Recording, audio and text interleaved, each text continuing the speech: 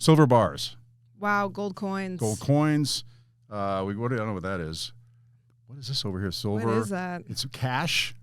Lots of $2 Who bills. doesn't have their cash? Take their cash with them. Somebody forgot the They're $2 crisp. bills. It looks like about 50 of them here. Coin collections. You want that ring? Yeah, beautiful rings. I'll take that one. That diamond ring, turquoise, and this is really cool. I used to collect baseball That cards, is and I know someone's unique collection right there. I was a fool to not take them with me because they're probably worth a lot now. Anyway, all this stuff, the silverware, all available to Arizonans, being held by the state right now.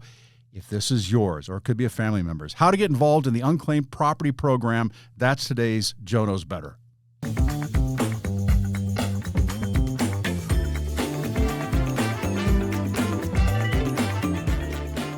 I'm Joe Ducey with the Better Business Bureau, and this is Joe Knows Better. All right, I'm here with BBB's Michelle Marin, Vice President of Operations here at the BBB. Glad you're here. Thank you for having me, Joe. Got some fun stuff to talk about here. And Rebecca Wilder, who is Communications Director with the Arizona Department of Revenue. Thanks for being here, Rebecca. Thanks so much. Happy to be here. I know this is just a small part of your job. You've got a lot going on with taxes, with businesses and all that. But we're going to talk about the Unclaimed Property Program. Do you know much about that, Michelle, first of all? I don't. I'm actually really excited for this podcast today. Because you saw the video. I did see the video. Yeah, the video is crazy about all the stuff. Let's talk about what that is, what it entails, and how people can get involved. But we could take it step by step. So what is the Unclaimed Property Program? Sure. It's a really great service that the Arizona Department of Revenue can provide for Arizonans. So what unclaimed property is, or could be, it could be a bank account that maybe has been inactive for a number of years and the bank can't find the owner of the account. It could be an uncashed payroll check. It could be an uncashed tax refund. Or maybe you put down a deposit on an apartment and then you moved away and you didn't get that deposit back. And then also a portion of our unclaimed property comes from safe deposit boxes that have been abandoned for a number of years. Okay. So what does it follow the person around? How does this happen? And go into that. And how long does it last? Sure. So the original holder of the property needs to do their due diligence to find the owner. And then after about 3 years or so, if they've been unable to do so, they report that property to the Department of Revenue and they turn it over to us where we keep it safe while we continue to try to find the owners.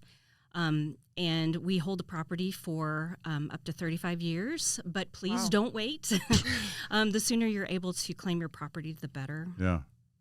It can be really challenging to find the owners. Oftentimes the property becomes unclaimed because we have an incorrect address for them, or they moved and they didn't leave a forwarding address.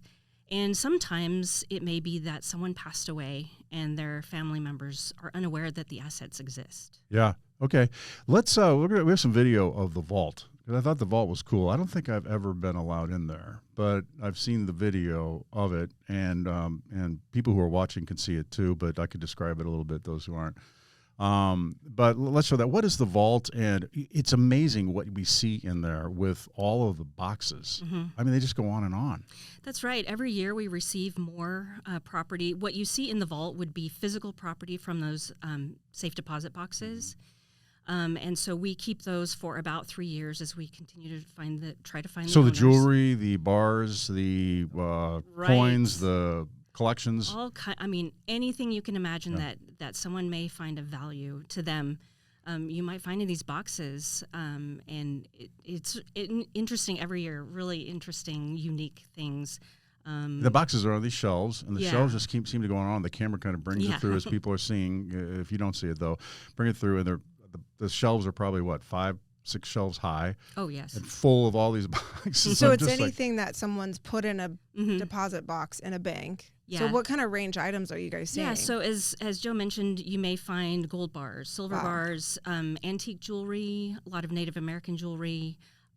We've found, gold coins. Let's see. Oh, we've found strange, maybe a cosplay knife or something like that. Oh, wow. And as strange as it is to say, every year we find gold teeth. I was going to ask you about that, because I think I remember that. Yes. Like baby teeth or something even, no? Yeah, I think it's just, don't even know how it ends up in the box, but they're like, we're going to save this. I mean, it is gold. Maybe there's a reason people didn't. Oh, gold. Okay, Yeah. I see. Okay. Right. I thought it was like baby teeth. They were because they're kid, and like my wife.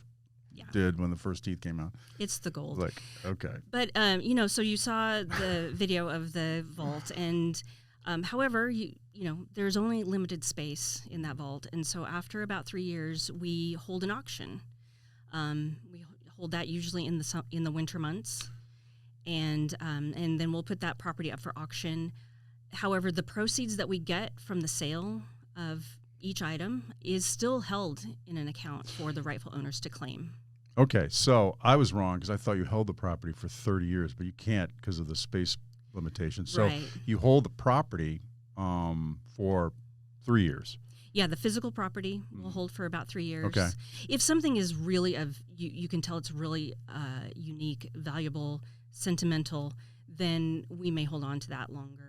Okay. That makes sense. We'll get in. We're going to talk about this a couple of times, but where do people need to go, and then we'll repeat this, to find out about the unclaimed warranty or unclaimed property? Right. So we have on our website, azdor.gov, an unclaimed property. Yes, azdor.gov. .gov, okay. And there's an unclaimed property section of our website. You can go on there and you can search your name. You can search your family's name.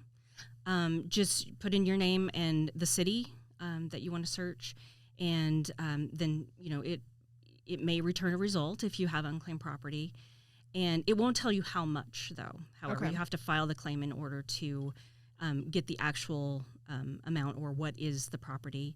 Additionally, there is a national database that you can search. Say you lived in another state, and that is missingmoney.com. Now, can you get missing money through AZDOR? Can you get to the? Can you put in what state you lived in, and they can check that, or does that lead you to this? Yeah, other you site? can. Once you put in your name with our website, it can take you to the missingmoney.com platform. That's good. Okay, and it gives the people's name and what last residence is that? How does that? No.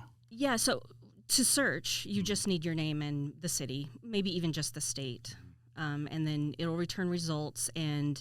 And you can see if that's your name, that's the address where you lived, and then you can file a claim by the claim form is right there online. You would fill it out.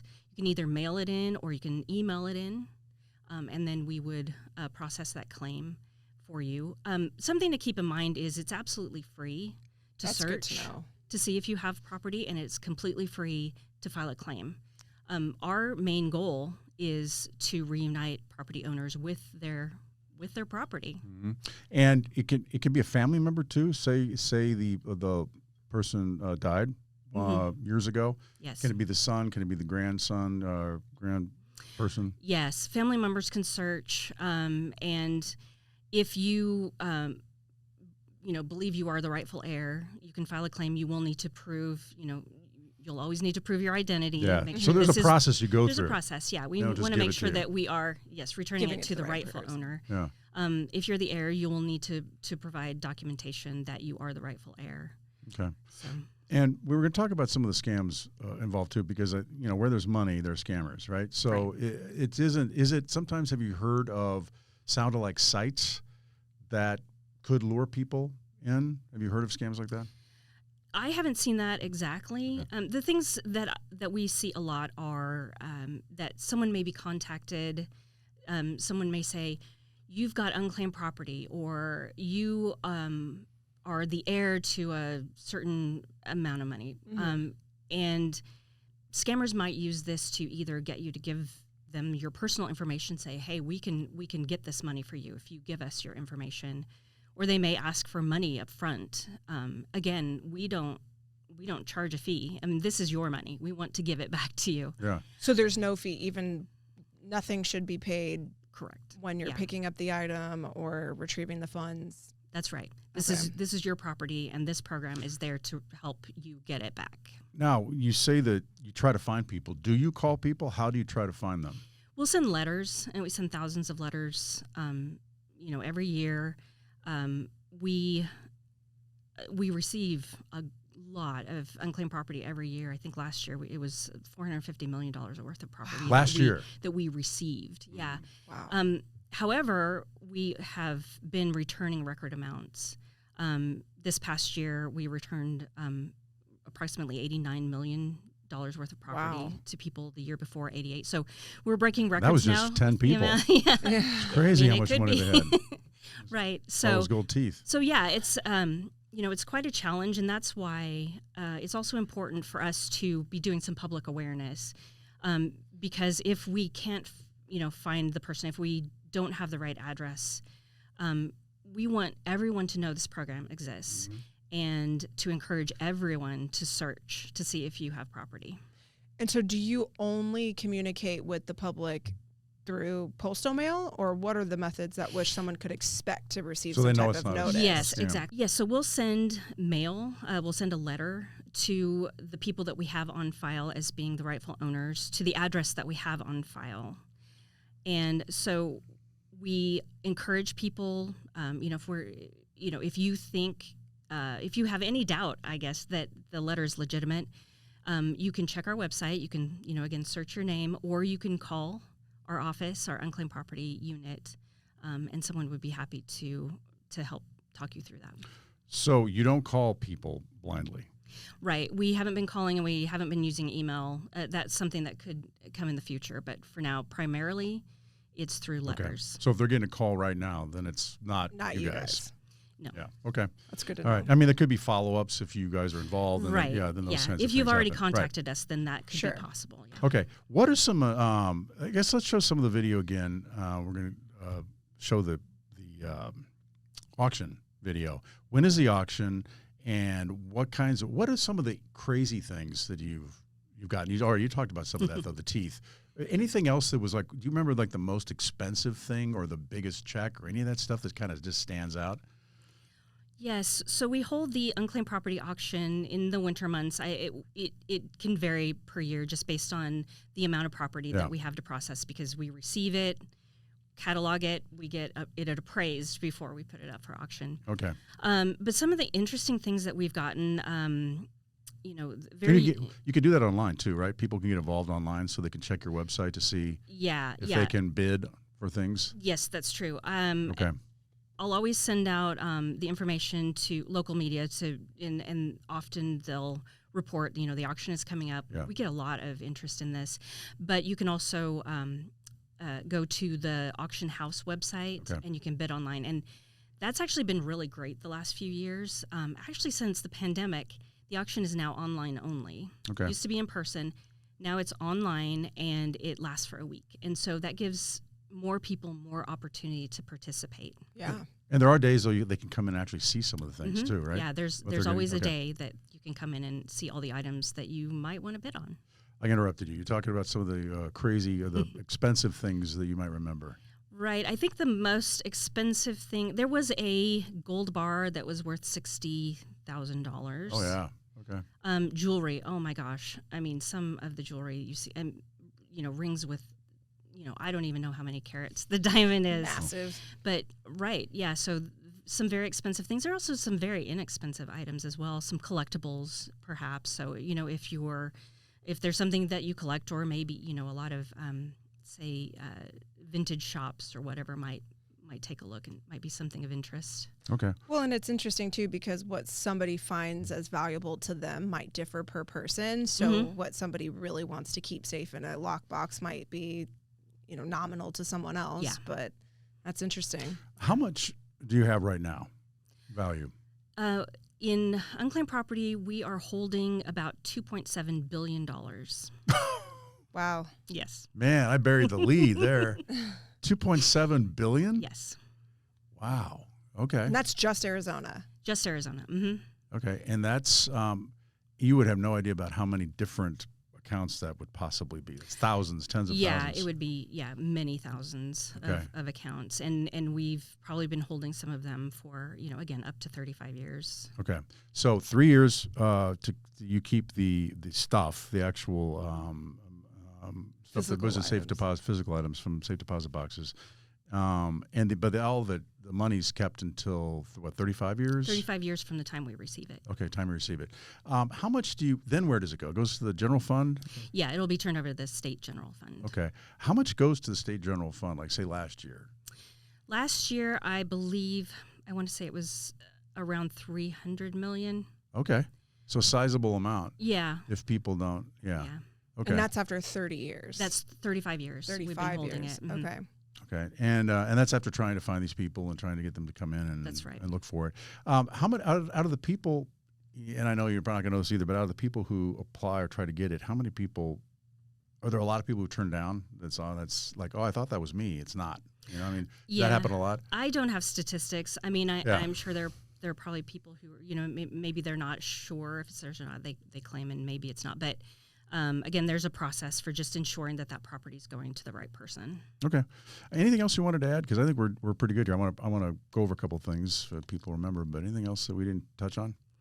Sure. I want to encourage everyone to search to see if they have property, and tell your friends, your family, your neighbors, your coworkers. Mm-hmm. It's our number one goal to return this property to its rightful owner. And, you know, we do what we can to find everyone, but we would love for everyone to just check it out. I mean, I didn't even know this program existed before I started working here. And I think that that's probably pretty common, that a lot of people don't know that, you know, if you didn't cash a check, you might still be able to claim those funds. Yeah.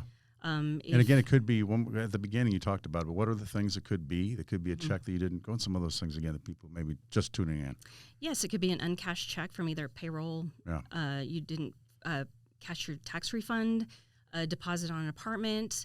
It could be maybe an insurance claim you didn't claim, you didn't cash out. You just never know. And, you know, maybe if you've moved, a lot of times I hear that from people that they moved and something fell through the cracks and they didn't, you know, cash a check, or they didn't claim something. And so that would be turned over to the Department of Revenue. Okay. And so the website again is azdor.gov. And the auction is typically in the winter. So right.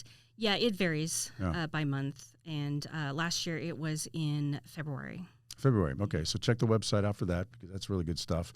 Anything else you want to add, or you're going to be looking, aren't you? I am going to be looking. And it sounds like it's easy to look. It really is very easy. And again, you know, search, but go back and search every few years. You never know if something else might show up. You know, and for a lot of younger people who don't think that, oh, I probably didn't have anything, maybe your parent, maybe your grandparent. True. Mm-hmm. Those could be listed there, and that's stuff that you might be able to get access to. Or help them get access to. Yeah, turn it around. Right. That's something we see a lot too, is, you know, people helping their parents.